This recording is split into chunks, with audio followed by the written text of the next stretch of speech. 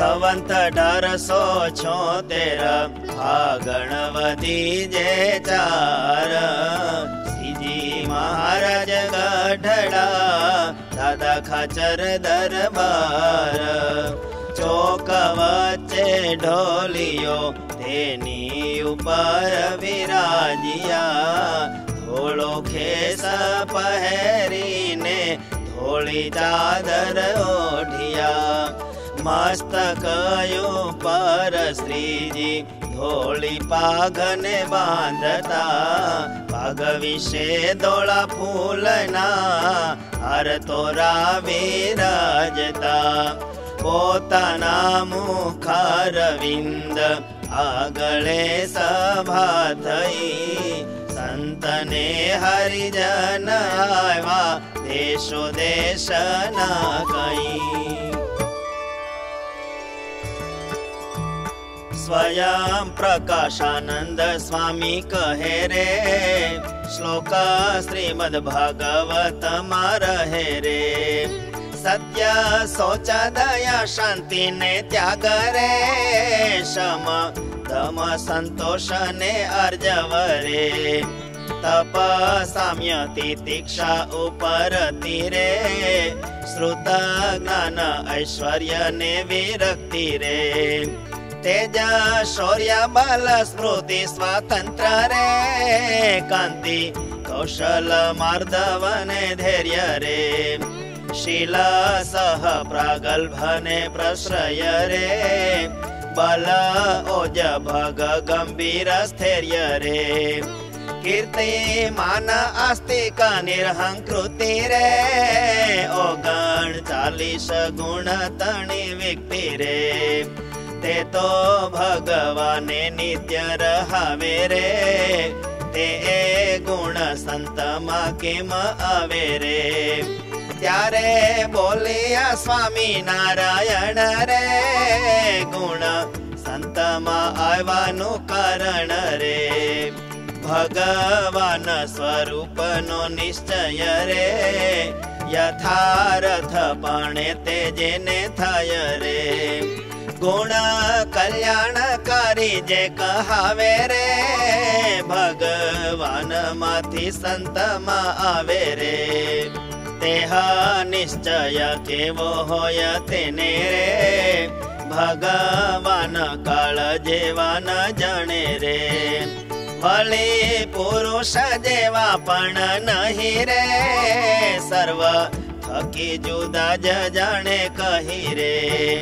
જાણે પ્રભુને સહુના નિયંતા રે વળી જાણે સર્વના કરતા હરતા રે સર્વ કરતા થકા પણ નિર્લેપ રે જાણે ભગવાનનું તે સ્વરૂપ રે એવી રીતે પ્રત્યક્ષ ભગવાન રે સ્વરૂપનો નિશ્ચય કર્યો જન રે કોઈ રીતે કરીને નવ ડગે રે તરે તરે ના શાસ્ત્ર તે સાંભળે રે કોઈ મતવાદીની વાત સુણે રે અંતઃકરણ કુતર્ક ન ગણે રે એણે ભગવાન સ્વરૂપ માય રે કોઈ ડગમગાટ નહીં થાય રે એવો સ્વરૂપનો નિશ્ચય હોય રે પ્રભુ સંબંધ થયો કહેવાય રે જેને જેની સાથે સંબંધ હોવે રે તેના ગુણ તેમાં સહેજે આવે રે જેમાં આપણા નેત્ર તેને જ્યારે રે દેવા સાથે સંબંધ થાય ત્યારે રે દેવા તણો પ્રકાશ જે રહાવે રે તે તો આપણા નેત્રમાં હી આવે રે તેને કરી નેત્ર આગે અંધારું રે તે તો નાશ થઈ જાય છે સારું રે તેમાં જેને ભગવત સ્વરૂપ રે દ્રઢ નિશ્ચય સંબંધ છે ખૂબ રે તેને વિશે ભગવાનના ગુણ રે આવે કલ્યાણકારી સર્વે પણ રે પછી જેમાં ભગવાન નિર્બંધ રે જે ચાહે તે કરવા સમર્થ રે તેમાં ભક્ત અતિ સમર્થ થાય રે પ્રભુ જેમાં નિર્બંધ રહે વય રે નિર્વિકારાનંદ સ્વામી કહાવે રે હોય નિશ્ચય તોય ગુણ નાવે રે માન અને ઈર્ષા દિન દિન રે જાય વધતા તેનું શું કારણ રે તેને નિશ્ચય તો છે યથાર્થી રે કેમ રૂડા ગુણ આવતા નથી રે ત્યારે શ્રીજી મહારાજ બોલિયા રે પ્રભુ પાસે અમૃત ને લાવિયા રે વળી શિંગડીયો જે વચનાગરે લાવે સાકર વળી દૂધ પાકરે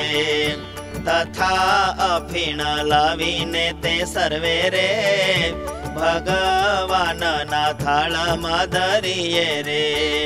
તોય જેનો જેવો જે ગુણ હોય રે તેવો રહે જનવા પલટાય રે તેમાં જીવ આસુરીને કુપાત્ર રે ભગવાન સમીપે આવે તત્ર રે તોય પણ પોતાનો જે સ્વભાવ રે મૂકી શકે નહીં તેનો લગાવ રે પછી ગરીબ હરિભક્ત તણું રે કરે દ્રોહ ને ભૂંડું થાય ઘણું રે કાજે ભગવાન તો સર્વ માયા રે અંતર્યામી રૂપે કરી રહ્યા રે ભગવાન પોતાની ઈચ્છા આવે રે ત્યાં તેટલી સામર્થ્ય જણાવે રે માટે ભક્તનું અપમાન કરે રે પ્રભુ અપમાન થાય આખરે રે ત્યારે અપમાન કરનારનું રે અતિશય ભૂંડું થઈ જવાનું રે જેમાં હિરણ્ય કશિપુ રાક્ષસ રે તેણે ત્રિલોકી કરી રાખી વશરે એવો બળિયો કોઈથી ના ડર્યો રે પણ પ્રહલાદનો દ્રોહ કર્યો રે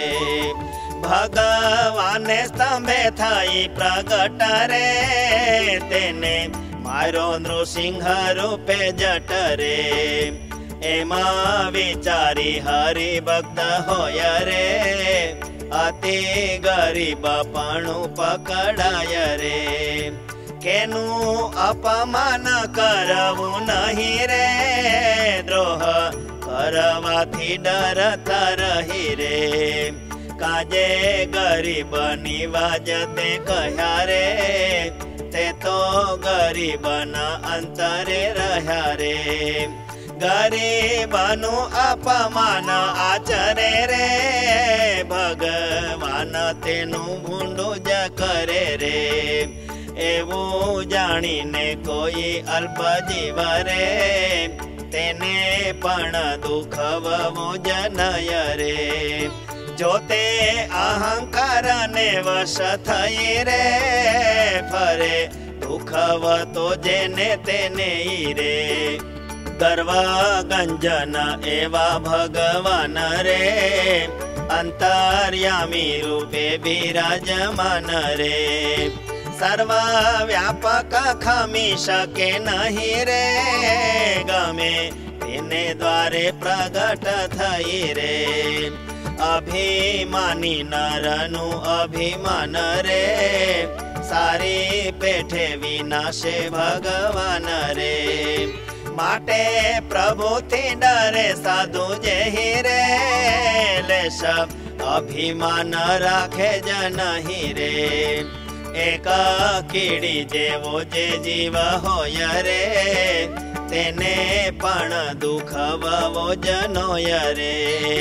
એ જ નિર્માની સાધુનો ધર્મ રે